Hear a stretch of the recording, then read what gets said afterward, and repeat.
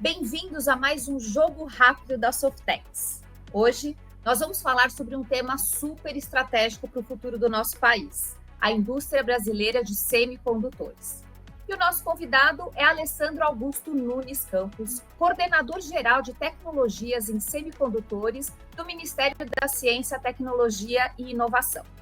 Segundo a ABSEMI, a Associação Brasileira da Indústria de Semicondutores, o setor movimenta mais de US$ 1 bilhão por ano e já acumula cerca de 2,5 bilhões de dólares em investimentos em infraestrutura e equipamentos.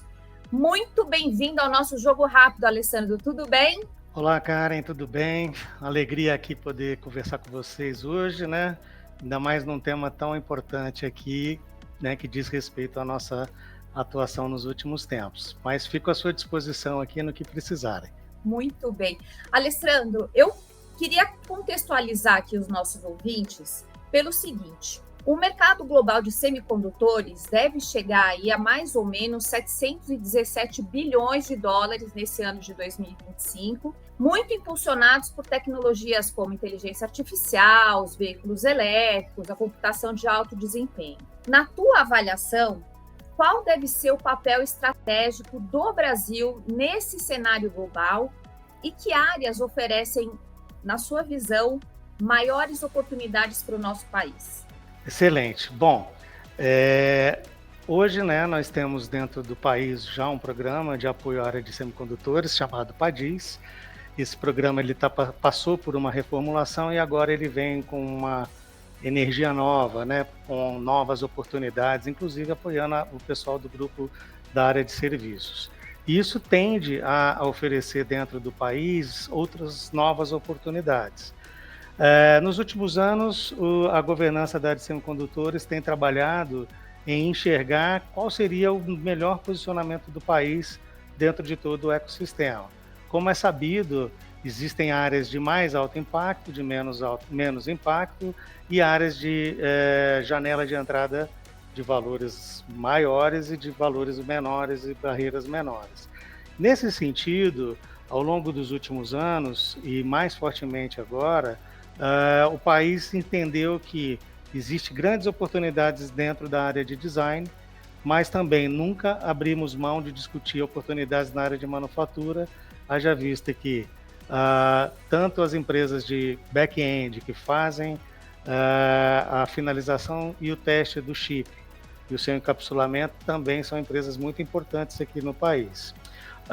Como é dito e acredito de conhecimento da nossa audiência, o CEITEC retorna da sua operação de, vamos dizer assim, fechamento e volta com uma outra rota tecnológica em fabricação de lâminas, né? E sendo mais pragmático e vendo de forma mais ampla hoje, nós entendemos que nós temos muito interesse em fortalecer principalmente a área de design. Hoje o design ele recebe, segundo os últimos estudos que nós temos aqui, mais de 50% do valor agregado dentro da área de semicondutores. Além disso, o apoio em tecnologias estratégicas, como por exemplo a arquitetura em RISC-V.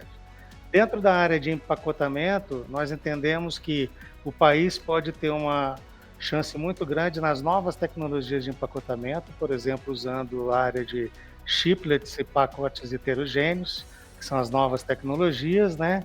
E dentro da área de fabricação, estamos muito focados em ofertar localmente soluções na área de semicondutores de potência para veículos elétricos, sistemas de armazenamento de energia e usinas fotovoltaicas, principalmente com a nova geração de sistemas em carbeto de silício ou silicon carbide, no termo em inglês. Então, nós entendemos que, ao invés de focar nas grandes fábricas de lâmina, o Brasil tem diversas outras oportunidades que podem fazer a diferença para nós agora e nos próximos anos. Uma questão que eu preciso abordar com você aqui, Alessandro, é que o avanço desse setor depende muito de profissionais altamente qualificados. E a gente sabe o esforço, né, que o MCTI tem feito na formação e na qualificação de profissionais. Eu queria que você falasse um pouquinho como é que o MCT, que programas estão sendo desenvolvidos para formar e também para reter talentos especializados nessa área de microeletrônica e semicondutores, e como é que o Brasil pode evitar a evasão desses profissionais para outros países, a famosa fuga de cérebros?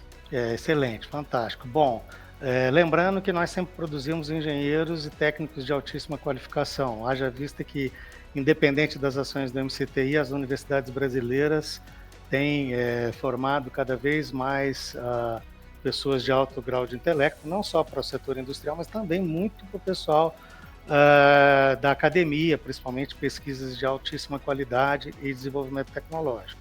E esse é um desafio, né? Reter esses profissionais aqui. Mas falando além da academia, o MCTI nos últimos anos tem ativado os programas de formação de recursos humanos, especificamente na área de design. Né? Nos últimos um ano e meio, vários programas foram estruturados e criados. O primeiro deles foi o CI Inovador, que se tornou um programa de sucesso, não só com a formação de técnicos e profissionais e engenheiros em ferramentas de design, mas também com um toque mínimo e um conhecimento interessante na área de empreendedorismo e inovação. Afinal de contas, é importante esse outro viés. Sem contar que ele também aborda um conteúdo importante, que é a internacionalização de competências, né? Esse programa e outros que virão tratam da área de envio para o tipo de scholarship. É lógico que é simplesmente scholarship de curta duração, para que eles entendam, mas pelo retorno que a gente tem recebido desses alunos, tem sido transformador na vida deles entender como que não só a área de semicondutores funciona, mas principalmente essa área globalmente. Os estágios e os retornos, eles têm voltado com uma capacidade de entender a importância do setor de forma totalmente diferenciada. Então, além do CI Inovador, a gente lançou também o CI Digital, que tem um foco mais na área do front-end digital. Agora, já em andamento com processo seletivo, o CI Expert, que trata um foco na área de ferramentas, mas também com certificações específicas ao final. E a gente tem ficado feliz que todas essas iniciativas do MCTI têm provocado também outras iniciativas regionais, como, por exemplo, o Programa de Semicondutores do Rio Grande do Sul. Hoje, por exemplo, teremos aí a aula inaugural do programa CI Amazônia, financiado pelos sistemas da Amazônia, né, pelo projetos que tratam do PPI também da Amazônia, e isso tem sido um multiplicador. Para o próximo ano, a gente entende que o que pode ser transformador são novos programas que atendam à indústria localizada no Brasil, principalmente a indústria de back-end, atendendo então profissionais para a área de design, de soluções em packaging, para a área de processos de fabricação. São projetos, inclusive, que já estão na alçada e na visão do MCTI. E mais do que isso, a gente entende que gerar conhecimento, gerar capacidade técnica usando essas tecnologias é uma coisa, mas o país só se transforma se ele gerar negócios e novas empresas. Então, programas mais acertados para a área de inovação, com foco em hard sciences, em tecnologia de borda, aproveitando as tecnologias que nós temos visto aí com relação à inteligência artificial, à computação quântica e outras, deve ser o norte do MCTI no próximo ano, com programas que visem transformar bons projetos, sejam acadêmicos, sejam empresariais, em projetos de retorno econômico para o país e projetos com visão de exportação. Semicondutores não é e nunca será uma indústria local, sempre será uma indústria global, e a gente tem que estar preparado para atender toda essa indústria mundial. Alessandro, o Observatório Softex, que é a nossa unidade de pesquisa e inteligência estratégica, e ela trabalha muito apoiando aí a formação de políticas públicas para o setor de TICs. E ele está disponibilizando agora gratuitamente 2 policy briefs e um artigo dedicado exclusivamente ao segmento de semicondutores. Eu queria que você comentasse um pouquinho, né? Como é que você enxerga a importância desse tipo de levantamento, tanto para apoiar o desenvolvimento de políticas públicas mesmo, mas também para ajudar na tomada de decisão das empresas, a importância de dados, essa ferramenta tão importante que é a informação? Com certeza, né?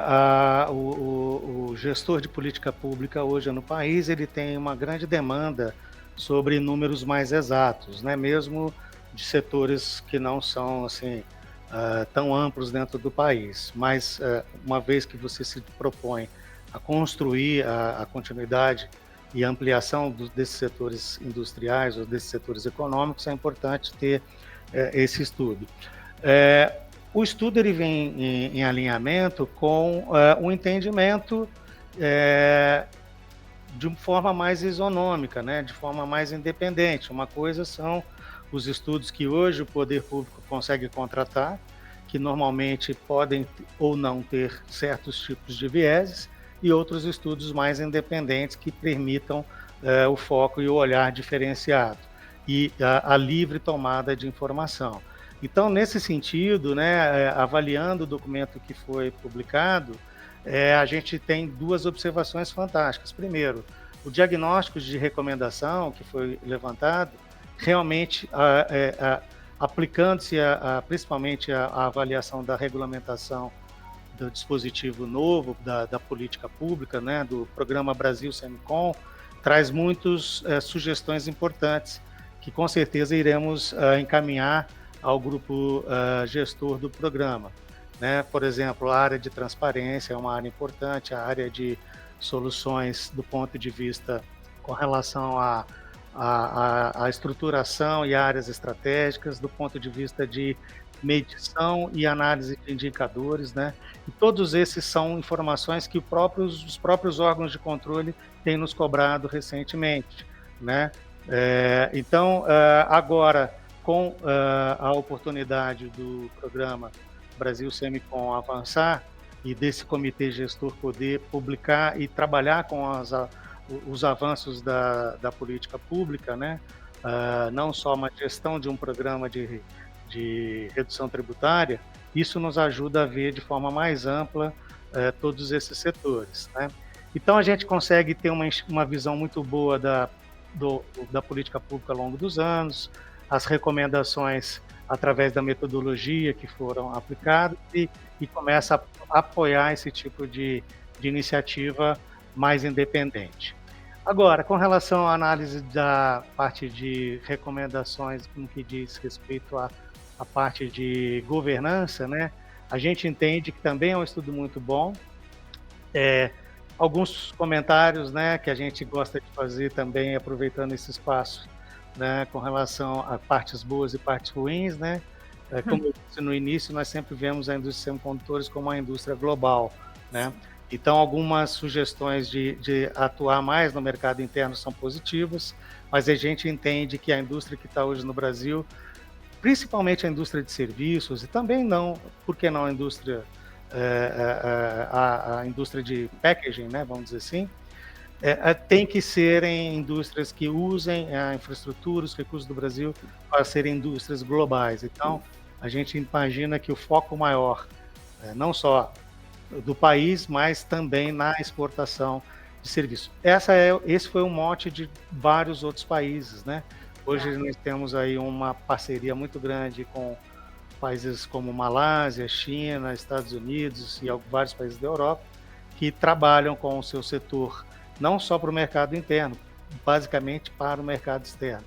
Mas são sugestões e comentários que depois a gente pode fazer o encaminhamento ao observatório, que acredito que poderá olhar com foco mais isento do que, às vezes, o governo, a academia ou até mesmo as associações industriais. No modo geral, muito bom. Agradeço. Que bom. Alessandro, muito obrigada pela sua participação, muito gostoso conversar com você. E para você que nos ouve, o artigo e os policy briefs do Observatório Softex sobre o setor de semicondutores estão disponíveis gratuitamente no endereço www.softex.br/observatório-softex. Até o próximo episódio do Jogo Rápido Softex. Até mais. Tchau!